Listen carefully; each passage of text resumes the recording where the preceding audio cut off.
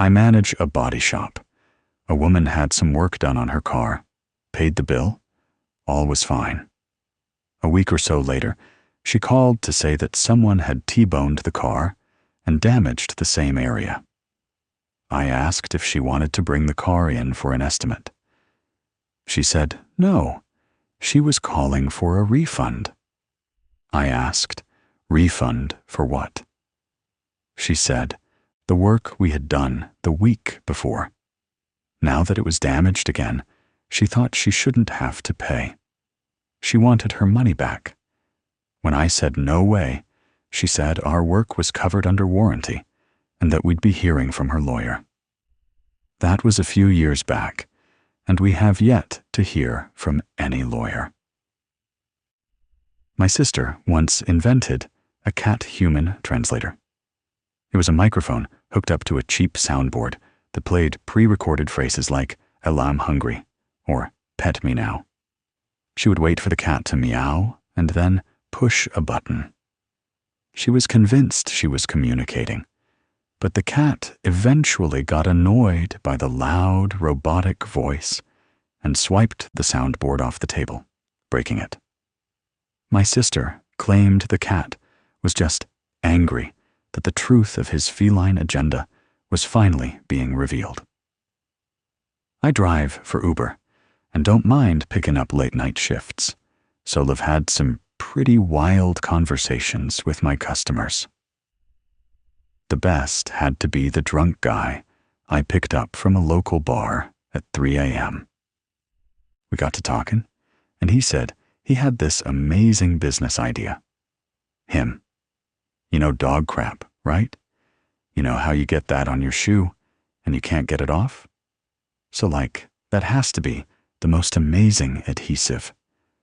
I'm gonna check that out and invent the best glue you've ever seen. He passed out after that, so I never found out how he'd make his great dog crap glue. But hopefully he's doing well wherever he is.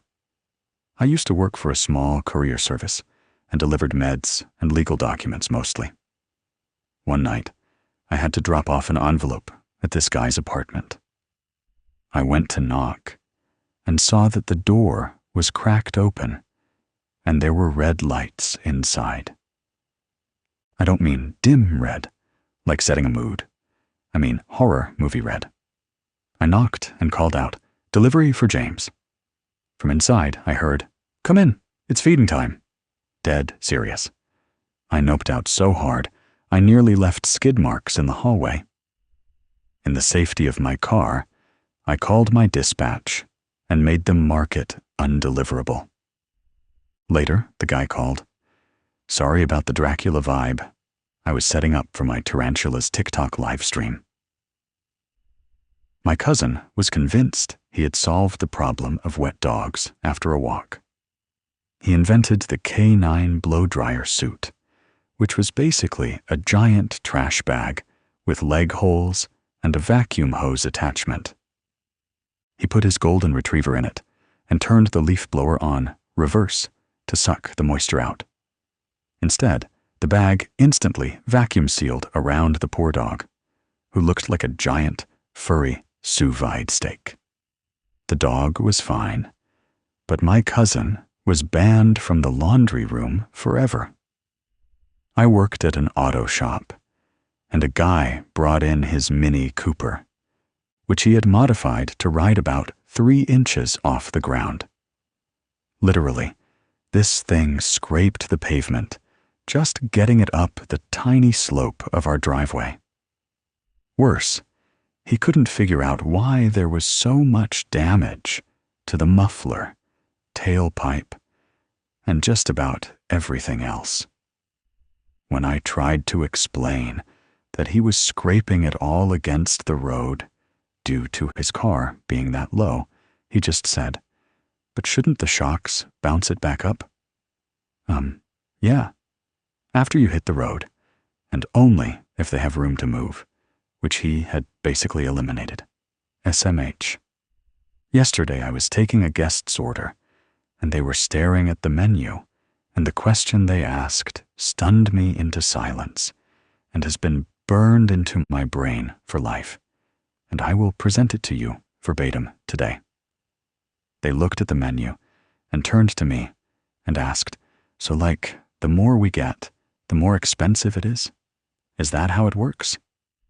My girlfriend and I were the dumb customers. We decided to try an escape room. We got to the last clue, which opened a huge iron lock on the door. We then stood there for several minutes, trying to figure out if we missed something, or why the door wasn't opening.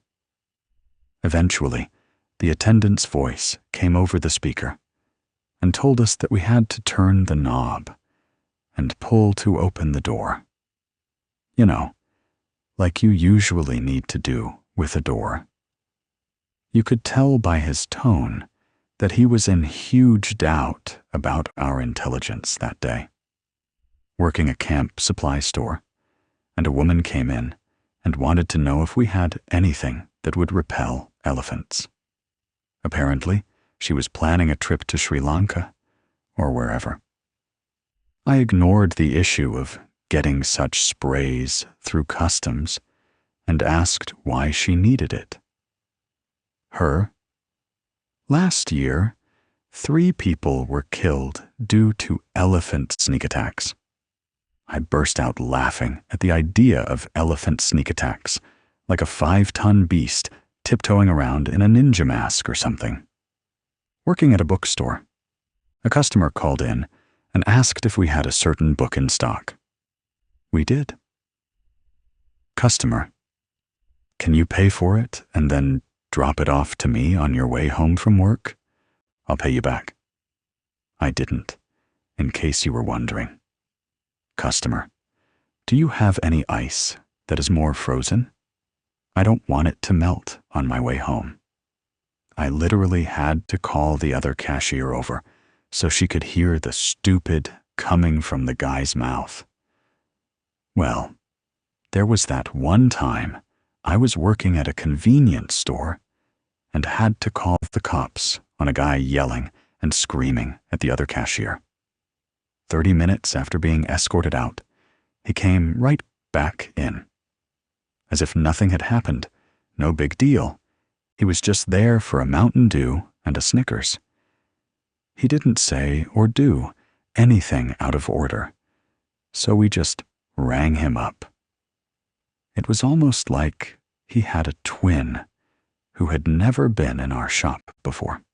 Go figure.